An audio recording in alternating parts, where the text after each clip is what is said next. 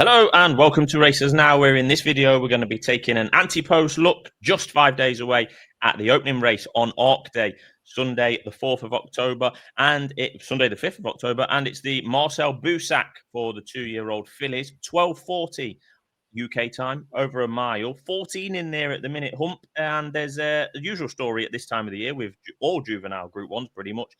Aidan O'Brien at the 5 or 6 day stage has got 5 of the 14 entries. There is some betting just come available as we speak on this Wednesday evening, where it is the French that lead the way in the top of the market, or joint favourites with Green Spirit. So I'm hoping you can tell me all about Green Spirit and the other French contenders, and then we'll come back to me to maybe talk about the British and Irish Challenge.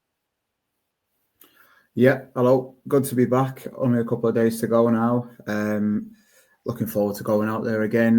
Another year, another arc, which we can't complain about. But the Boussac has been a very sort of good hunting ground for the French. Really, 4 winners in the last 5 years. Obviously, last year was very interesting in regards to Vertical Blue. Got the better of Zaragana. Zaragana was very much favoured. Vertical Blue, very not favoured.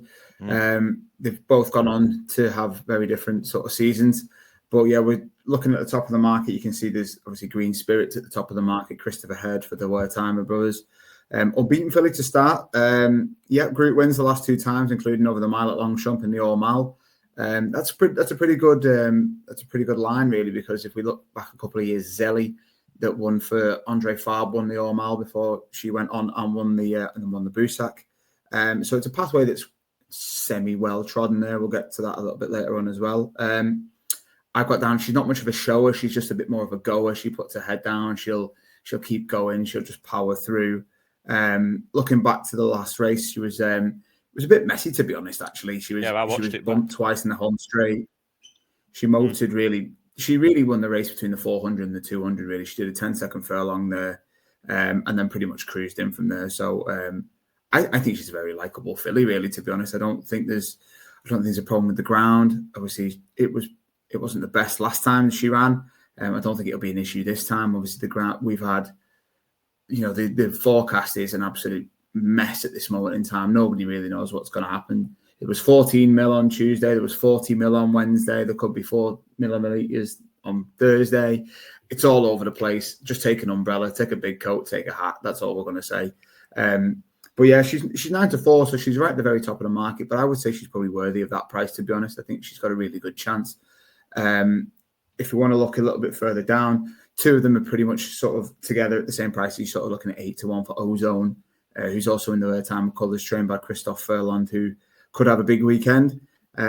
She's unbeaten as well, two times, lower levels. Last time she was very work woman-like. Sorry, SD will be going mad for that. But yeah, made it look really easy. It was only at Lyon, so it wasn't in the super track.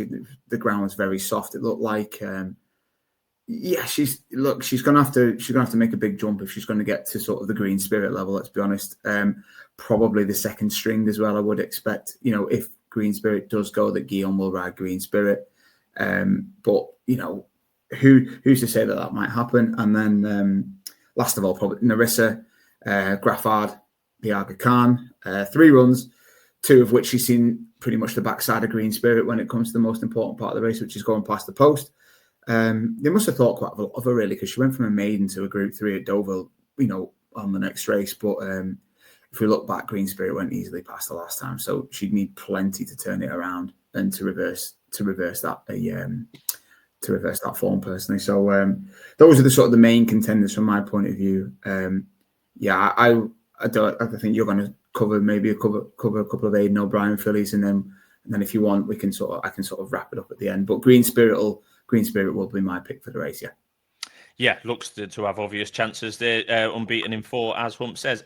It's all about what Aidan O'Brien plans to do in here. He's got 5 in there at the moment. The headline 2, if you like, Precise, who was second choice of 3 in the Moyglare Stud Stakes at the Curragh on Irish Champions weekend. Won pretty well in the end, ridden by Ronan Whelan that day. We have had their jockey juggling at Ballydoyle, which is to continue into this weekend as well. Composing was even money favourite for Ballydoyle in that race, and could only manage third or fourth. Precise looked fairly good on that start, to be fair. Had won at Goodwood before then in a Group 3. So she'd be interesting, of course, if turning up. Diamond Necklace, to me, I think might be less likely to run. Let's put it that way. I think she's more of a Fillies Mile type horse, if you ask me. Diamond Necklace also won on Irish Champions Weekend, but in a listed race on the Saturday, whereas Precise run the Group 1 on the Sunday. Precise by Star Spangled Banner, although she won over 7 furlongs last year, she wouldn't be going much more than a mile if you was to ask me. And yeah, Diamond Necklace looks more of a Fillies Mile type as far as I can see it. Also in there, you've got Carl Burke's Aylin, who won the May Hill Stakes at Betfred, at the St. Leger Festival over at Doncaster, and there's another horse further down the list that also ran in that race as well. For I think there's another contender. I've lost it now. There was another contender also in that race. It was one of the Aidan O'Brien ones actually was behind. But yeah, Aidan's got those two in the top two in the market in these juvenile races. He doesn't normally run two proper ones, as it were, and Diamond Necklace and Precise are pretty good on what we've seen so far. So I'll be surprised if they both run. I think one of them will run, and I think that will be Precise. So final vote goes to you, really, Hump. Yeah, like I said, I think Green Spirit will probably be the one for me. Look, Christopher Head is, he's a good trainer. There's no doubt about that. Obviously, he's got the firepower with the Vertimers, and I just think that she's got, if she can show that speed that she showed between the 400 and 200 last time, I think she's going to have a really good chance. 94 is not much of a price. Obviously, we know that, but at the same time, it could look a great price come, whatever time on Sunday, 1 o'clock on Sunday. Yeah, as with both juvenile races that we're going to cover at this stage, the markets are very young, let's put it that way, and they're the most up in the air in terms of running plans. The horse I was thinking of earlier that also ran at Doncaster for Aidan O'Brien, finished third, was Sugar Island. You'd be doubtful if that's good enough to come here and win. So yeah, it's looking like Green Spirit for the French versus one of either Precise or Diamond Necklace. We'll be covering all the big Group 1s here on Races Now, so make sure you're checking out all the other videos on ARC Day as well. Thanks for watching.